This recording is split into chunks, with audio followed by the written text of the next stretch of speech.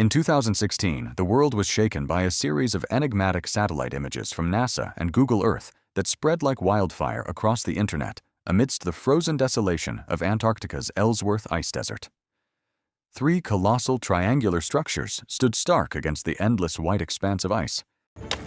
Recently, there have been a number of reports of pyramids, huge great pyramids in Antarctica. They jut out of the ice and snow, and they look perfect, just like those in Egypt. NASA and the United States Geological Survey were quick to dismiss them mere nunataks. They claimed rocky mountain peaks smoothed by glaciers over millions of years. But ground-penetrating radar tells a different story, a story that mainstream science has quietly sidestepped. Within these seemingly inert stone formations, radar detected cyclical reflective layers, repeating with an eerie precision reminiscent of biological patterns. Unlike any natural magma structure ever recorded, could these be the traces of an ancient life form, something that lived, thrived, and was entombed beneath the ice millions of years ago? Amid the storm of debate sparked by the 2016 satellite images, a peculiar hypothesis emerged within the obscure corners of geobiology. The so-called pyramids of Antarctica were not built, they grew. They could be the remnants of a gargantuan life form, fossilized into stone. This chilling idea bears a name: the reverse fossil theory. In nature, the process of biomineralization, the transformation of tissue into stone, is an everyday phenomenon. Coral reefs, seashells, even animal bones can turn to rock as minerals infiltrate and replace organic structures. This process unfolds slowly, under immense pressure and in mineral-rich environments conditions that Antarctica, with its extreme cold, high pressure, and waters saturated with silicates and iron, provides in abundance. If a colossal organism was buried here millions of years ago, its every cell could have crystallized into mineral form. The result? A mountain bearing the shape of life itself. Scientific data began to cast light on this audacious theory. From 2012 to 2024, NASA's Operation Icebridge radar surveys revealed that within these triangular structures lie cyclical reflective layers, alternating between materials of varying density. These layers bear no resemblance to the uniform strata of magma rock. Instead, they mirror the organic-inorganic layering often seen in mineralized biological matter.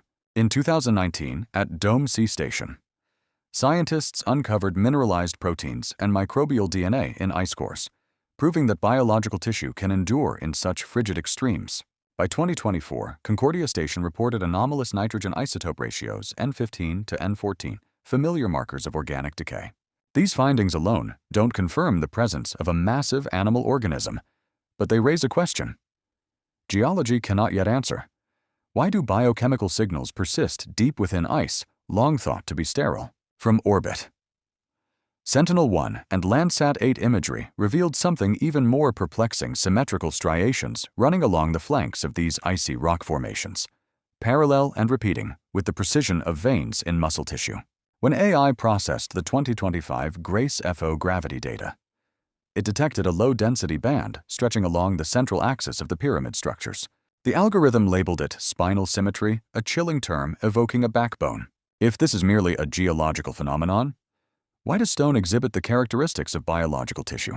And if it's not stone, what is it? As the reverse fossil theory gained traction, the scientific community pushed back. To geologists, nothing in the radar or ice core data proves the existence of a giant fossilized life form. All of it, they argue, can be explained by the laws of glaciation and tectonics. The reflective layers recorded by Icebridge radar, they claim, are not biological but natural boundaries between bedrock and ice sediment. The freeze-thaw cycles over millions of years create varying reflective surfaces, producing images that mimic layered tissue. This is no anomaly. It's seen in Greenland, Iceland, and even Alaska, where no ancient life forms exist. The low-density zones in the gravity data, mere voids in the bedrock or remnants of ancient magma flows, where cooled material contracted to form magnetic depressions. The so-called spinal symmetry flagged by AI, a mathematical coincidence, they say, born of signal noise and radar angles.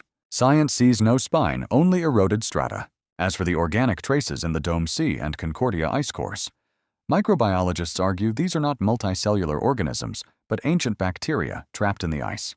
The proteins and amino acids align with microbial life, not the complex structures of animal tissue. Their stance is unequivocal. If a giant organism was buried there, we'd have found DNA, or at least isotopic signatures of multicellular life. So far, there's nothing. Their conclusion is stark and unyielding. The pyramids of Antarctica are stone.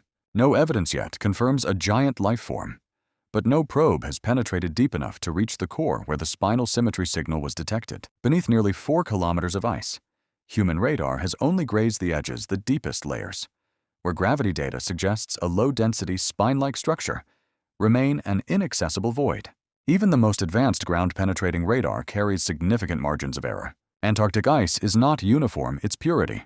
Moisture and trapped gases shift with every meter of depth, causing radar waves to refract, diffract, and produce false echoes. A slight miscalculation in the refractive index could distort reflections. What some see as organic layers might be mere interference between ice and bedrock. Yet, this same margin of error means no one can definitively rule out a biological origin for these signals. This gap between opposing claims creates a gray zone, a realm where science can neither prove nor disprove. A fragile frontier where the reverse fossil theory survives every counterargument. Some independent researchers argue that the symmetry in the data cannot be random. When they reprocessed radar images using mathematical biology models, the reflective layers within the Ellsworth pyramid adhered to the Fibonacci sequence, the golden ratio that governs the structure of most natural life forms, from DNA strands to seashells. Secondary reflective patterns formed self-repeating fractals, akin to cell division or branching blood vessels. Inorganic nature rarely produces such perfect repetition. An anonymous data expert wrote, "If it follows the golden ratio, it's likely it was once organic." These arguments haven't swayed mainstream science, but neither can they be entirely dismissed. If the reverse fossil theory holds true, it implies something staggering. Earth was never just a planet. It was once a colossal living organism, a unified biosystem, where geological strata, oceans, and creatures merged as organs within a vast body. Once dismissed as fantasy, this idea is slowly gaining traction through scattered evidence worldwide. In Utah's deserts, geobiologists discovered massive stone formations with branching patterns identical to neural networks. In the Sahara, mineral veins stretch for dozens of kilometers, branching in patterns mirroring circulatory systems. In the Gobi, sandstone blocks interlock in formations resembling muscle tissue, with repeating curved patterns dubbed organoform fossils. Biological fossils on a geological scale. When plotted on a global map, these sites form a network, a planetary vascular system. Some paleontologists call this the Earth organism hypothesis, the theory that all life, as we know it, is merely the microscopic residue of a titanic life form that once enveloped the planet billions of years ago. According to this view, when this entity died, its energy and biological tissue fragmented, forming the atmosphere, sediments, and millions of smaller organisms. This was a reverse Cambrian explosion, a moment when Earth didn't birth life, but disintegrated its own. If true, the first creatures didn't emerge from soil and water, they crawled from the decaying corpse of a colossal life form. What we call evolution may simply be the recombination of dead tissue. Orphaned cells struggling to survive in a body that no longer breathes. Antarctica, where ice cloaks the planet's oldest rocks, may preserve the last intact fragment of this body, its spine, not yet fully decayed. This could explain why radar detects low-density fossilized soft tissue and why the ice here is cold enough to maintain a state of biological preservation for millions of years. If we view Earth as a once-living entity, everything suddenly aligns with unsettling clarity.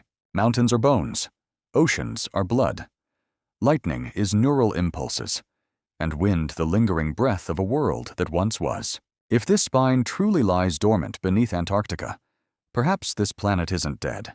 It's merely sleeping a slumber spanning hundreds of millions of years, awaiting the moment to awaken. If Earth was once a living entity, the inevitable question arises: did it possess consciousness? In the 1970s, scientist James Lovelock proposed the Gaia hypothesis, suggesting Earth is a self-regulating system, akin to a living organism maintaining its own balance. But proponents of the reverse fossil theory go further. Gaia may have been a tangible entity, with energy organs, magnetic veins, and neural reflexes, not just a metaphorical ecosystem. In this view, Antarctica's pyramids are not man-made, but remnants of energy organ structures that once stabilized Earth's magnetic field and climate. Their triangular shapes, with fixed angles, may have functioned as flux converters, balancing electromagnetic energy between the planet's core and atmosphere.